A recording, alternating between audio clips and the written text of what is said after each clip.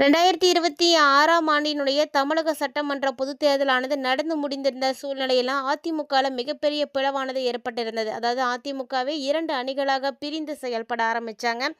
So இந்த வாக்கெடுப்புக்கு அப்புறமா அதிமுகவில் உருவாக்கி இருக்கக்கூடிய கொறடா அதிகார போட்டி மற்றும் வி சண்முகத்தினுடைய டெல்லி பயணத்தில் இருக்கக்கூடிய பின்னணிகள் என்ன அப்படின்றத பற்றி எல்லாம் இந்த பதிவில் நம்ம பார்க்க போகிறோம். ஸோ இது குறித்து சபாநாயகர் எடுக்கக்கூடிய முடிவு என்ன, எடப்பாடி பழனிசாமியினுடைய அடுத்த கட்ட ஆக்ஷன் பிளான் தான் என்ன அப்படின்றத பற்றியெல்லாம் இந்த பதிவில் நம்ம பார்க்க போகிறோம்.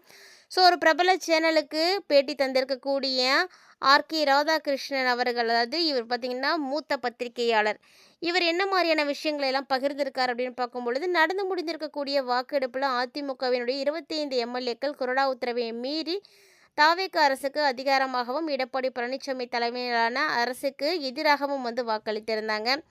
ஸோ எடப்பாடி பழனிசாமி தலைமையிலான 22 எம்எல்ஏக்கள் எதிராக வாக்களித்த விவகாரம் தமிழகத்தையே ஒரு மிகப்பெரிய சூழ்நிலையை அதாவது உலுக்கிருச்சு அப்படின்னே சொல்லணும். தங்களுடைய அனுமதி இல்லாமல் மாற்றி வாக்குகள் செலுத்தியதாக 2 தரப்பினருமே சபாநாயகரிடமும் ஆளுநரிடமும் செயலாளரிடமும் அடுத்தடுத்து முறையிட்டிருக்காங்க. ஸோ கொறடா நியமனம் குறித்து எஸ்பி வேலுமணி தரப்பு சொல்லக்கூடிய வாதங்கள் முற்றிலும் தவறானது அப்படின்றதையும் சுட்டி காட்டியிருக்காரு ராதாகிருஷ்ணன். சட்டமன்ற குழுவை தேர்ந்தெடுக்கிற வரைக்குமே கட்சி என்ற அமைப்புக்கு தான் முழு அதிகாரம் இருக்குது. 2023 சுப்ரீம் கோர்ட் தீர்ப்பின்படி பார்க்கும்பொழுது தேர்ந்தெடுக்கப்பட்ட எம்எல்ஏக்களை விட பொதுச் செயலாளர்கள் எடப்பாடி பழனிசாமி தலைமையிலான கட்சி தான் இறுதியானது அப்படின்றதுனால இபிஎஸ் தரப்பு நியமித்த கொறடாவினுடைய உத்தரவுப்படியே சட்டப்படி செல்லுபடியாகும் அப்படின்னு ஒரு தெளிவுபடுத்தியிருக்காரு. ஸோ இது குறித்து சபாநாயகருடைய முடிவு எப்படி இருக்க போகுது அப்படின்னு எல்லாம் எதிர்பார்த்துட்டு இருக்காங்க. பொதுச் செயலாளர் எடுக்கக்கூடிய முடிவு தான் கட்சியினுடைய கொள்கை சட்ட நுணுக்கங்களின்படி இறுதியானது அப்படின்னு எஸ்பி வேலுமணியோ வி சண்முகமோ புதிய விளக்கங்களை கொடுக்கறது அப்படிங்கிறது சட்டப்படி செல்லாது அப்படின்னு சொல்லியிருக்காரு. ஸோ இந்த நேரத்தில் கட்சி தாவல் தடை சட்டத்தின்படி அதிருப்தியானது எம்எல்ஏக்கள் மீது நடவடிக்கை எடுக்க கோரி இபிஎஸ் தரப்பு முறையிட்டிருக்காங்க. ஸோ இதெல்லாம் பார்த்திங்கன்னா ஒரு பழைய பஞ்சாயத்தே ஒன்று இருக்குது. தமிழகத்தில் 233 தொகுதியில் 10 முன்மொழியக்கூடியவர்களை வைத்து சரியாக மனு தாக்கல் செய்த ஒரு கட்சி எடப்பாடி என்ற ஒரே ஒரு தொகுதியில் மட்டும் செய்யலை அப்படின்னு சொல்கிறாங்க.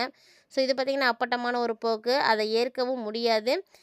அந்த ரிட்டர்னிங் ஆஃபீஸரை தான் தேர்தல் ஆணையம் முதல்ல கேள்வி கேட்டிருக்கணும். ஆனால் பாஜகவை பொறுத்த வரைக்கும் தாவேக இன்னும் எதிர்கட்சியாகவே இருக்கிறதுனால அவங்க இதை பற்றி கேள்வி கேட்கல. ஸோ இந்த பழைய பஞ்சாயத்து காரணமாக தான் விஜய் அவர்கள் இன்னும் எடப்பாடி அவர்களை போய் நேரில் சந்திக்கலை அப்படின்னு சொல்லப்படுது. தற்போது இபிஎஸ் தரப்பு கோரி இருக்கக்கூடிய கட்சி தாவல் தடை சட்ட நடவடிக்கை சபாநாயகர் ஜேசிடி பிரபாகர் சட்டப்படி எடுத்து தான் ஆகணும். சபாநாயகர் இறுதி முடிவு எடுக்கக்கூடிய அதிகாரம் கொண்டவர் அப்படின்னு மாதிரியும் ஒரு சில தகவல்கள் வெளியாகி இருக்கு. இதில் தேர்தல் முடிவுகள் வெளியான உடனே வி சண்முகம் டெல்லிக்கு வேற போயிருக்காரு. அங்கே போய் 2 நாள் தங்கிட்டு தாங்க சென்னைக்கே வந்திருக்காரு. ஸோ இது நிஜமான ஒரு உண்மை. அவர் டெல்லியில் யாரை சந்தித்தார், யாருடைய சம்மதத்தோடு இந்த உட்கட்சி போரை தூக்கியிருக்காரு அப்படின்ற விவகாரங்களும் இப்போ எல்லாருக்கும் தெளிவாக தெரிஞ்சிருச்சு. டெல்லியில் இருக்கக்கூடிய அதிகார மையத்தில் ஏதோ ஒரு வலுவான ஆதரவு இவர்கிட்ட இருக்குது. ஸோ அந்த ஒரு தைரியத்தில் தான் இவர் இந்த மாதிரிலாம் பண்ணிகிட்ருக்காரு, துணிச்சலாக செய்துட்ருக்காருன்னு இபிஎஸ்க்கு எதிராக ஆட்டமும் ஆடிட்டுருக்காரு அப்படின்னு சொல்லப்படுது. அதாவது இதை பற்றிலாம் நம்ம எவ்வளோதான் வெளியிலேருந்து பேசினாலுமே ஒரு சபாநாயகர் நடுநிலையாக தான் செயல்படணும் அப்படின்னு சட்டம் சொல்லும். இருந்தாலும் ப்ராக்டிக்கலாக நடைமுறையில் இது சாத்தியம் கிடையாது. ஸோ சபாநாயகர் ஜேசிடி பிரபாகர் தன்னுடைய கட்சி தலைவரான விஜய் வழிகாட்டுதலையும் அதே நேரத்தில் டெல்லி மேலிடத்தினுடைய அனுமதியும் பெற்று தான் வி சண்முகம் இந்த நகர்வை செய்திருக்கார் அப்படின்ற அரசியல் பின்னணியும் மனசில் வச்சு காய்களை நகர்த்துவார். ஸோ அது குறித்து என்ன நடக்க போகுது அப்படின்றதையும் பார்க்கலாம். அதே மாதிரி அதிமுகவில் எல்லாருமே 2 கட்சிகளாக பிரிந்து தாவேகாக்கு 25 பேர் ஆதரவு செலுத்தியிருந்தாங்க. அப்படி செய்த உடனே அதிமுக தலைவராக இருக்கக்கூடிய எடப்பாடி பழனிசாமி அவர்கள் எல்லாரையுமே அதிரடியாக பதவி நீக்கம் செய்தார். ஆனால் லீமா ரோஸ் மார்ட்டின் பதவி மட்டும் தப்பிச்சிருச்சு. அதுக்கான காரணம் என்ன அப்படின்ற ஒரு கேள்வியானது இன்னும் பலரிடம் எழுந்திருக்குன்னு தான் சொல்லணும். ஸோ இதுக்கான காரணம் என்னவா இருக்கும் அப்படின்னு பார்க்கும் பொழுது, எடப்பாடி பழனிசாமியினுடைய தலைமையை முன்னாள் அமைச்சர் எஸ்பி வேலுமணி வி சண்முகம் அதாவது 25 எம்எல்ஏக்கள் மூலமாக 2 உடைச்சாங்க. இந்த உட்கட்சி மோதலால் அதிருப்தி அடைந்த எடப்பாடி பழனிசாமி எல்லாரையும் பதவி நீக்கம் செய்தார். இவர் செஞ்ச உடனே நீண்ட காலமாக கட்சியில் செல்வாக்கு செலுத்தி வந்த முன்னாள் அமைச்சர்களுடைய பதவிகள் ஒரே நாளில் பறிபோனது பார்த்திங்கன்னா அதிமுக வட்டாரத்தில் பெரும் பரபரப்பையை ஏற்படுத்திட்டுன்னு சொல்லணும். இருந்தாலும் தாவேக்கு ஆதரவு அளித்த அந்த 25 எம்எல்ஏக்களில் ஒருவராக இருக்கக்கூடிய லீமா ரோஸ் மார்ட்டின் பதவி மட்டும் பறிக்கப்படலை. அரசியல் களத்தில் இதுதான் ஒரு விவாத பொருளாகவே வந்து இருக்குன்னு சொல்லணும். லால்குடி தொகுதியில் வெற்றி பெற்ற இவர் அதிமுக மாநில மகளிர் அணி இணைச் செயலாளராக வந்து பதிவு வகுத்துட்டு இருக்காரு. ஸோ எஸ்பி வேலுமணியினுடைய ஏற்பாட்டில் நடந்த பிப்ரவரி மாதம் அதிமுகவில் இணைந்த இவருக்கு ஒரே வாரத்திலேயே முக்கிய பதவியெல்லாம் கொடுத்தாங்க. எடப்பாடி பழனிசாமி தன்னுடைய நம்பிக்கைக்குரியவர்கள் மீது நடவடிக்கை எடுத்த நிலையில் லீமா ரோஸ் மீது மட்டும் எந்த விதமான நடவடிக்கையும் எடுக்கலை. இதுக்கான காரணங்கள் பார்த்திங்கன்னா குடும்ப பின்னணி தான் ஒரு விவகாரத்தில் முக்கியமாகவே வந்து பார்க்கப்படக்கூடியதாக இருக்குது. ஸோ லாட்ரி தொழிலதிபர் மார்ட்டினுடைய மனைவியான இவரது மருமகன் ஆதவ் அர்ஜுனா தற்போது தாவேகா கட்சியில் அமைச்சராக வந்து பொறுப்பேற்றிருக்காரு. அதே போல் இவருடைய மகன் ஜோ சார்லஸ் புதுச்சேரியில் எம்எல்ஏவாக இருக்கார். இத்தகைய வலுவான அரசியல் குடும்ப தொடர்புகள் காரணமாக தான் கட்சி தலைமையினுடைய முடிவை எதிர்த்து வாக்களித்த பிறகுமே கூட லீமா ரோஸ் மீது எந்த விதமான நடவடிக்கையும் எடப்பாடி பழனிசாமி அவர்கள் எடுக்கலை அப்படின்னு சமூக வலைதளங்களில் வந்து பகிரப்பட்டு வருது. ஸோ அதிமுக தொண்டர்களால் முன்வைக்கப்பட்டிருக்கக்கூடிய ஒரு முக்கியமான விஷயம் இதுதான். இப்படி பரபரப்பாக நடந்துட்டு இருக்கக்கூடிய அரசியல் போட்டியில் எஸ்பி வேலுமணி தலைமையில் ஏற்பட்டிருந்த அணியில் ஒரு முதல் விக்கெட் இப்போ விழுந்திருக்கு.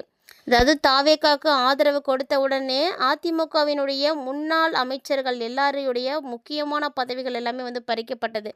இந்த சமயத்தில் எஸ்பி வேலுமணி தலைமையில் பிரிந்த கேசி வீரமணி அவர்கள் இப்போது மீண்டும் பார்த்திங்கன்னா எடப்பாடி பழனிசாமியிடம் வந்து இணைஞ்சிருக்காரு. ஸோ இவர் வந்து இணைந்திருக்கக்கூடிய சூழ்நிலையில் திடீர்னு பார்த்திங்கன்னா ஒரு மிகப்பெரிய விஷயமானது நடந்தது. ஸோ நடந்து முடிந்த சட்டசபை தேர்தலில் அதிமுக மொத்தம் 47 தொகுதிகளில் வெற்றி பெற்றது. இதன் மூலமாக மீண்டும் அதிமுகவால் ஆட்சியை பிடிக்க முடியாமல் போனது. இதையடுத்து அதிமுகவில் பிளவு ஏற்பட்டது. இதெல்லாம் வந்து எல்லாருக்கும் தெரியும். அதிமுக பொதுச் செயலாளராக இருக்கக்கூடிய எடப்பாடி பழனிசாமி தலைமை சரியில்லை அப்படின்னு முன்னாள் அமைச்சர்கள் எஸ்பி வேலுமணி, சி.வி. சண்முகம், விஜயபாஸ்கர் உள்ளிட்டெல்லாம் தனித்தனியாக ஒரு அணியாக வந்து செயல்பட ஆரம்பித்தாங்க. அந்த அணியில் மொத்தம் 25 எம்எல்ஏக்கள் இருந்தாங்க. ஸோ அதில் இருந்த ஒருத்தர் தாங்க கேசி வீரமணி அவர்கள். இந்த நிலையில் இவர் பார்த்திங்கன்னா இப்போது அந்த அணியிலேருந்து விலகி எடப்பாடி பழனிசாமிக்கு ஆதரவு வந்து தெரிவிச்சிருக்காரு. ஸோ அவர் தான் வந்து முன்னாள் அமைச்சர் கேசி வீரமணி. இவர் பார்த்திங்கன்னா திருப்பத்தூர் மாவட்டம் ஜோலார்பேட்டை தொகுதியில் போட்டியிட்டு வெற்றி பெற்றவருங்க.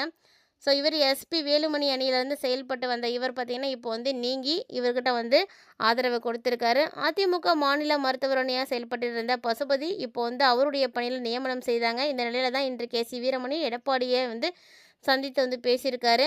ஸோ என்ன தாவேகாவுக்கு ஆதரவு செலுத்தும்படி கட்டாயப்படுத்தினாங்க, அதனால தான் நான் வந்து அங்கே போய் சேர்ந்தேன் அப்படின்ற மாதிரி அவர் வந்து பேசியிருக்காரு.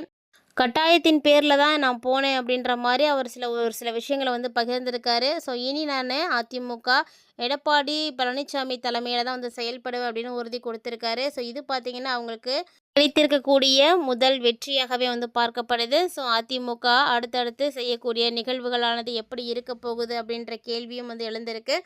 இது குறித்து உங்களுடைய கருத்துக்கள் என்ன அப்படின்றத மறக்காம வந்து கமெண்ட் பண்ணுங்கள். இது மாதிரியான அரசியல் சார்ந்த அப்டேட்ஸில் நீங்கள் உடனுக்குடன் பார்த்து தெரிஞ்சுக்கிறதுக்கு நம்ம சேனலை சப்ஸ்கிரைப் பண்ணிட்டு ஃபாலோ பண்ணிக்கோங்க.